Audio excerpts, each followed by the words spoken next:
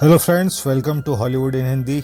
आज हम आपके लिए एक जबरदस्त यूक्रेनियन वॉर मूवी लेकर आए हैं, स्नाइपर द वाइट रेवन। ये मूवी 2022 में रिलीज हुई थी और IMDb पर इसकी रेटिंग 6.4 आउट ऑफ 10 है, जो इसे वर्थ वॉच बनाती है। दरअसल ये एक रिवेंज स्टोरी है जिसमें बताया गया है कि एक सिंपल बंदा जो एक नॉर्मल लाइफ जी रहा था और आगे चलकर ऐसा कुछ हुआ कि जिसके कारण वो यूक्रेनियन आर्मी का मोस्ट ब्रूटल स्नाइपर बन गया। इस मूवी को आज तक की सबसे बेहतरीन स्नाइपर मूवीज में काउंट किया जाता है। So without wasting any time सीधा चलते हैं मूवी की ओर। मूवी स्टार्ट होती है जहां हम एक कपल को देखते हैं, मैकॉले एंड नास्टिया। इन दोनों ने शहर के शोर शराबे से दूर कुछ जमीन खरीदकर वहां एक इको फ्रेंडली मड हाउस बनाया हुआ है जिसमें ये दोनों रहते हैं। घर में टीवी, टेप, रेडियो कुछ भी नहीं है। यहाँ तक कि घर की बेसिक इलेक्ट्रिसिटी रिक्वायरमेंट के लिए इन्होंने घर के बाहर एक विंड मिल लगा रखी है। मैकॉले एक मैथमेटिशियन, फिजिसिस्ट और एक इकोलॉजिस्ट है। वहीं नास्टिया एक आर्ट एंड क्राफ्ट एक्सपर्ट है। मैकॉला शहर के एक स्कूल में फिजिक्स और मैथ्स पढ़ाता है। वो रोज सुबह स्कूल निकल जाता है और नास्टिया घर पर ही अपना आर्ट वर्क किया करती है।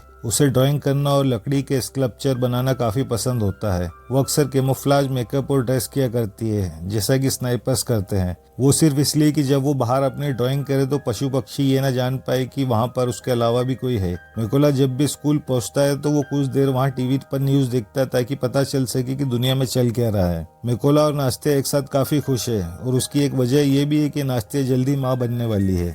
मैकॉला एक दिन जब स्कूल पहुंचता है तो वो न्यूज पर देखता है कि 100 से ज्यादा प्रोटेस्टर्स मारे गए हैं कीव में और उनका प्रेसिडेंट भी रशिया भाग गया है। इसके बाद मैकॉला क्लास लेने निकल जाता है। मैकॉला बहुत ही अच्छी तरह से अपने स्टूडेंट्स को पढ़ाता है ताकि उनके कॉन्सेप्ट्स क्लियर रहें और वो बिना किसी रट्टा मारे अच्छे ग्रेड्स ला सकें।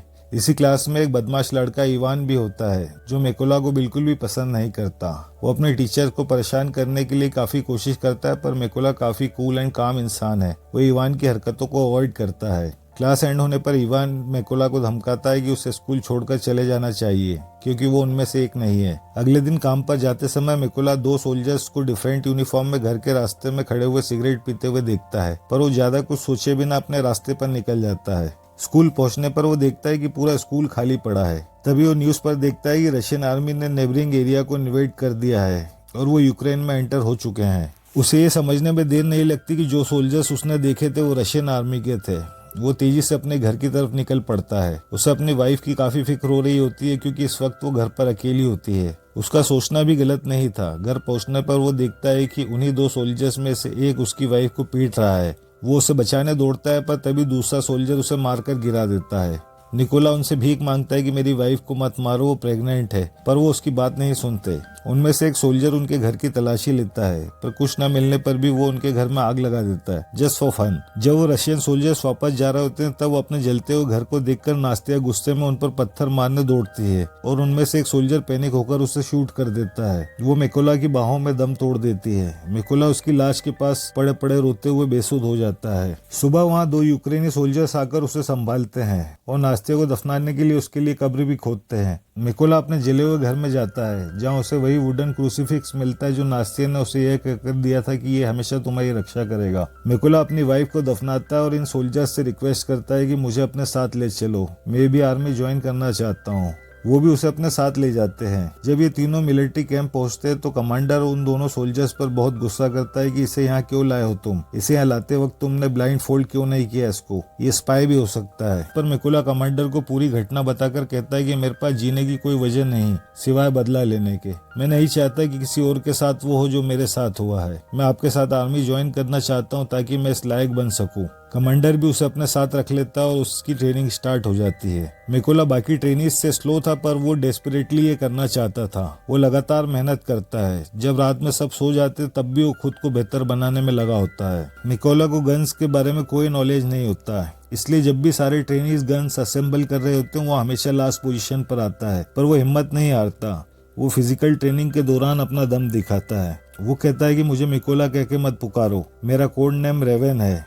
इस पर ट्रेनर उससे कहता है कि कोड नेम रखा नहीं जाता बल्कि ये कमाया जाता है। Training day by day hard होती चली जाती है पर मैकॉला लगा रहता है। एक दिन ट्रेनिंग सेशन के दौरान ऑफिसर कहता है कि फ्रंट पर सफिशिएंट नंबर ऑफ स्नाइपर्स नहीं है। जो भी कैंडिडेट स्नाइपर ट्रेनिंग लेना चाहते हो वो खड़े हो जाएं।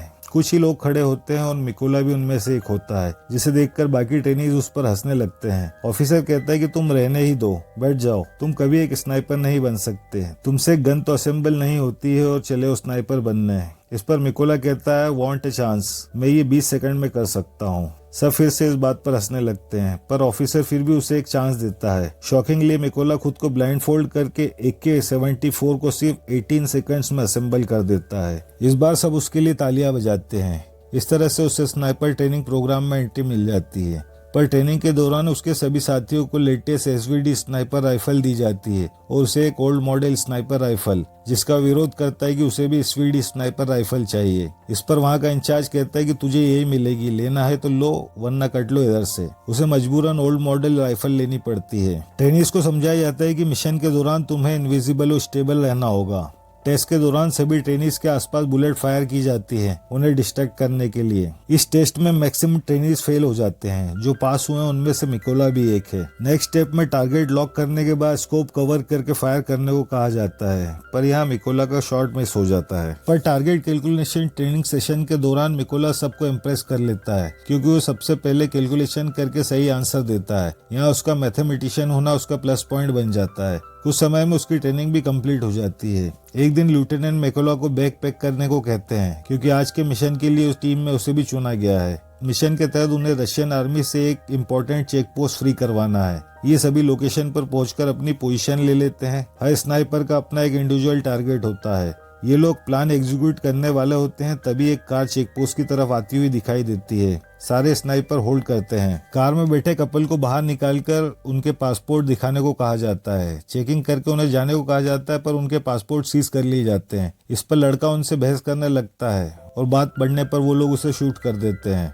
ऐसा होते ही लेफ्टिनेंट सभी स्नाइपर्स को ग्रीन सिग्नल दे देते हैं और एक ही झटके में सारे रशियन सोल्जर्स मारे जाते हैं। लेफ्टिनेंट सभी को अपने पहले सक्सेसफुल मिशन के लिए कॉन्ग्रेचुलेट करते हैं। बेस पर लौटने पर मिकोला अपने फेलो ट्रेनीज के बारे में पूछता है, जो उसी की तरह दूसरे मिशन पर गए थे।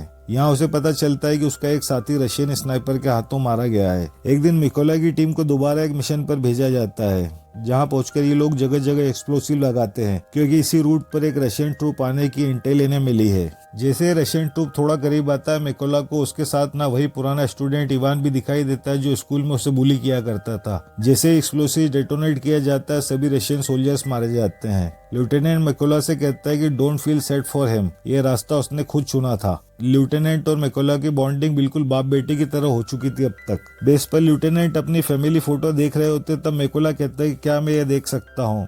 लेफ्टिनेंट कहते हैं कि मेरी 2 बेटियां हैं और वो मेरे काम के बारे में कुछ भी नहीं जानती। उन्हें बस इतना पता है कि मैं एक बिजनेसमैन हूँ जो अपने काम के सिलसिले में अक्सर बाहर रहता हूँ। मेरी वाइफ से मैंने प्रॉमिस लिया है कि वो मेरी बेटियों को मेरे प्रोफेशन के बारे में कभी नहीं बताएगी। लेफ्टिनेंट वो क्रूसीफिक्स देखते हैं जो निकोला हमेशा अपने पास रखता है। पूछने पर निकोला बताता है कि मेरी वाइफ ने बनाकर मुझे दिया था और कहा था कि हमेशा मेरी रक्षा करेगा। अब यही मेरी फैमिली है। आगे हम देखते हैं कि यूक्रेनियन स्नाइपर्स ने ट्रेंचेस में अपनी पोजीशन ले रखी है, जहां से रशियन ट्रूप के गुजरने की टिप इन्हें मिली है। वहां पहले से एक गाड़ी और कुछ सोल्जर्स खड़े होते हैं। मिकोला उन पर नजरें घुमा रहा होता है, तभी उसे वही सोल्जर नजर आता है जिसने उसकी वाइफ को शूट किया था। उसका खून खोलने लग जाता है। वो लेफ्टिनेंट से उसे मारने की परमिशन मांगता है, पर लेफ्टिनेंट उसे मना कर देते हैं। मिकोला दोबारा परमिशन मांगता है कि वो मेरे निशाने पर है। लेफ्टिनेंट दोबारा होल्ड करने को कहते हैं, पर मिकोला अपने आप को रोक नहीं पाता और फायर कर देता है। गोली सीधी उसकी गर्दन पर लगती है और वो वहीं मारा जाता है। मिकोला की इस बेवकूफी से उसकी पोजीशन रिवील हो जाती है और फिर वही होता है जिसका लेफ्टिनेंट को डर था। रशियन ट्रूप की गाड़ी में एक सेरी नाम का स्नाइपर होता है, जो बिना मौका गवाए फायर कर देता है, जिससे लेफ्टिनेंट की ऑन द स्पॉट डेथ हो जाती है। मिकोला लेफ्टिनेंट को अपनी पीठ पर टांग कर वहां से टेंस तक पहुंचता है, पर लेफ्टिनेंट पहले ही मर चुके थे। बाद में मिकोला को लेफ्टिनेंट की ऑर्डर न मानने पर काफी गिल्ट फील होता है, क्योंकि आज उसी की वजह से उनकी जान गई है। वो इसी दुख में बैठा होता, तब ब्रिगेडियर वहां कर उसे कहते हैं कि हमारी इंटेलिजेंस इस स्नाइपर का पता लगा रही है, उसे तुम अपने हाथों से मारोगे, ये वादा है मेरा। अब मिकोला ने भी कसम खा ली थी कि जब तक वो उस स्नाइपर को जान से नहीं मार देगा तब तक चैन से नहीं बैठेगा। इसके बाद मिकोला एक सोलो मिशन पर जाता है और 2 रशियन स्नाइपर्स को ढेर कर देता है। बाद में मिकोला को ब्रिगेडियर का कॉल आता है कि उन्हें उस स्नाइपर का पता चल गया है जिसने लेफ्टिनेंट को मारा था। तुम फटाफट मेरी बताई जगह पर पहुंचे, आगे की डिटेल्स मैं वहीं दूंगा तुम्हें। मिकोला अपने गियर्स पैक करके बताई हुई लोकेशन पर पहुंच जाता है। यहाँ ब्रिगेडियर उसे पूरी जानकारी देते हैं और ये भी बताते हैं कि वो स्नाइपर कितना डेंजर है। वो अब तक हमारे 5 स्नाइपर्स और 3 मशीन गनर्स को मार चुका है। उसका नाम सेरी है। हमें उसकी लोकेशन की इंटेल मिली जहाँ से उसने हमारे सारे लोगों को मारा है। एक सोल्जर कहता है कि हमें उस पूरे एरिया को ही उड़ा देना चाहिए। इस पर मिकोला कहता है कि जहाँ स्नाइपर छुपा हुआ है वहाँ क्लोरीन स्टोरेज है, वहाँ बॉम्बिंग करने से काफी एनवायरमेंटल इश्यूज हो सकते हैं। ब्रिगेडियर आगे का प्लान बताते हैं कि बिल्डिंग के बाहर प्राइमरी टारगेट्स एलिमिनेट होने पर मिकोला बिल्डिंग में एंटर होकर सेरी को मारेगा। आगे हम देखते हैं कि यूक्रेनियन स्नाइपर्स ने अपनी अपनी पोजीशन लेकर टारगेट सेट कर लिया है। मिकोला धीरे धीरे रेंगते हुए बिल्डिंग के पास पहुंचता है। वहाँ उसे 2 सोल्जर्स मिलते हैं जिनमें से वो एक को इंस्टेंटली शूट कर देता है और दूसरे को मारने के पहले अपना चेहरा दिखाता है क्योंकि ये उन्हीं 2 में से एक था जिसने उसकी वाइफ को मारा था। मिकोला फिर अपने साथियों को सिग्नल देता है कि वो बिल्डिंग में एंटर हो चुका है। वैसे ही एक झटके में सारे रशियन सोल्जर्स मारे जाते हैं। बिल्डिंग में रशियन स्नाइपर सेरी समझ जाता है कि कुछ तो गड़बड़ है because nobody is responding him back on walkie talkie. वो अपनी पोस्ट छोड़कर चेकिंग के लिए बाहर जाता है। इसी बीच दूसरा स्नाइपर भी अपनी पोस्ट छोड़कर कम्युनिकेशन इश्यूज को चेक करने चला जाता है। सेरी बाहर जाकर एक स्नाइपर को चेक करता है जो अपनी प्रॉपर पोजीशन पर था, पर पास से देखने पर उसे पता चलता है कि वो मर चुका है।